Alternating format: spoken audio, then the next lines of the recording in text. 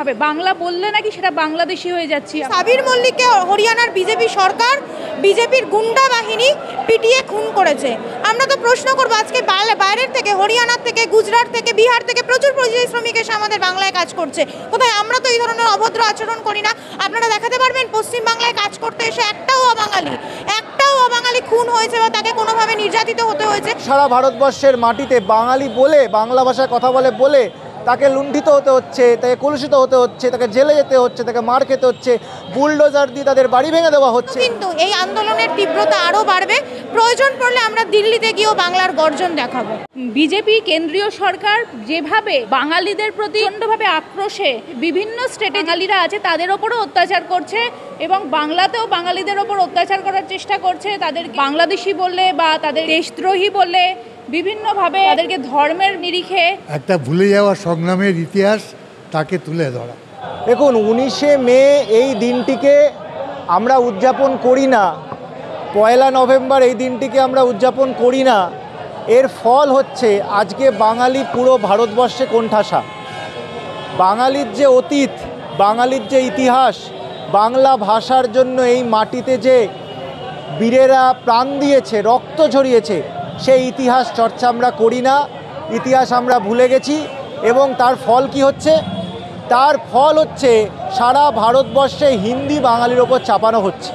আজকে বাঙালি যে কোনো প্রান্তে গেলে সে পর্যটক হিসেবে যেতে পারে, সে পরিযায়ী শ্রমিক হিসেবে যেতে পারে, সে বিভিন্ন কাজের জন্য যেতে পারে, তাকে বহিরাগত, অনুপ্রবেশকারী, তাকে বাংলাদেশি, তাকে রোহিঙ্গা বিভিন্ন নামে আখ্যা দিয়ে বিজেপি শাসিত রাজ্যগুলোতে আজকে তাকে জেলে পোড়া হচ্ছে, অত্যাচার করা হচ্ছে, বাড়ি ভাঙা হচ্ছে।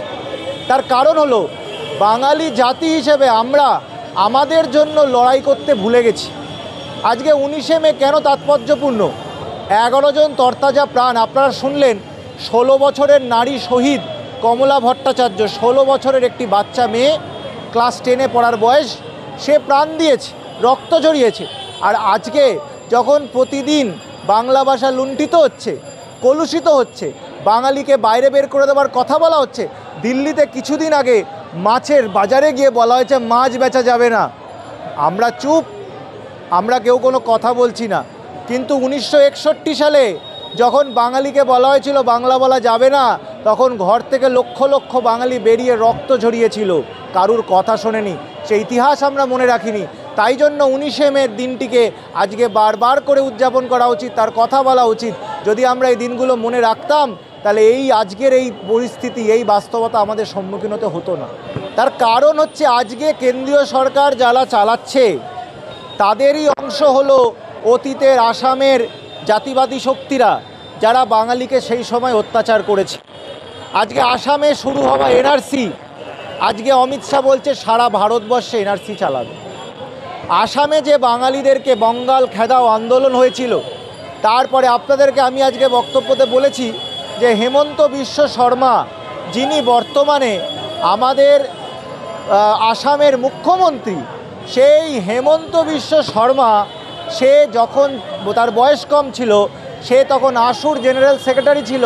যেই সময় আসামে বাঙালি নিধন যজ্ঞ চলছে, নেলিতে হাজারে হাজারে বাঙালি হত্যা করা হয়েছে, শিলাপাথরে হত্যা করা হয়েছে, অসংখ্য গণহত্যা হয়েছে, যে নেতৃত্ব দিয়েছে সেই ব্যক্তিকেই যদি আজকে আমরা দেখি ক্ষমতায় বসে আছে, তাহলে পরে তো সেটাই হবে।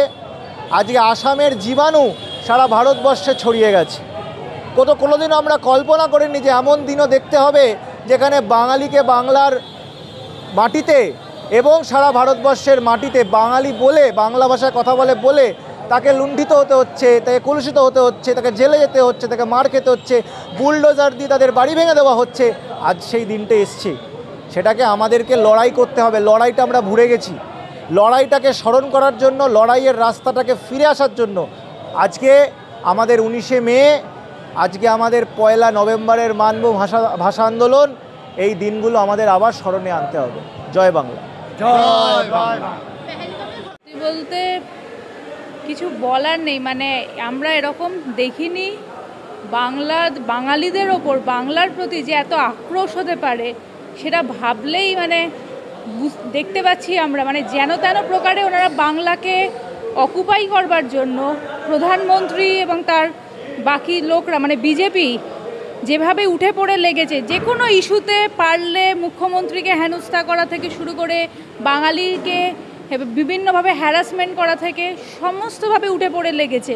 যেরকম ধরুন এনআরসি এনে বিভিন্নভাবে মানে যত রকমভাবে বাংলা বললে নাকি সেটা বাংলাদেশি হয়ে যাচ্ছি, আমরা পাকিস্তানি হয়ে যাচ্ছি। কি আশ্চর্য! মানে বাংলা, ওয়েস্ট বেঙ্গল যেটা স্টেট ভারতবর্ষের, সেটাই তাদের মানে তারা মানতে চায় না। সেরকমই পরিবেশ সৃষ্টি হয়েছে এবং আরও ধর্ম এনে বিভিন্নভাবে ভেদাভেদ সৃষ্টি করার চেষ্টা করছে। যেভাবে আমরা দেখতে পাচ্ছি হিন্দু মুসলমানের মধ্যে ভেদাভেদ সৃষ্টি করছে, মানে ভয়ঙ্করভাবে, যাকে বলে অত্যাচারী অসাংবিধানিক একটা প্রধানমন্ত্রী, যাকে টেররিস্টের সাথে তুলনা করা যায়, তিনি সেভাবেই বাঙালিদের প্রতি আক্রোশ এনে সেভাবে মানে বাঙালিদের শেষ করে দেবার চেষ্টা করছে। কিন্তু বাঙালি কখনোই শেষ হবে না, তারা ঠিকই ঘুরে দাঁড়াবে। এরা বিভিন্ন স্টেটে যারা কাজের জন্য গেছে, খেটে খাওয়া মানুষরা, তাদেরকে হেনস্থা করছে।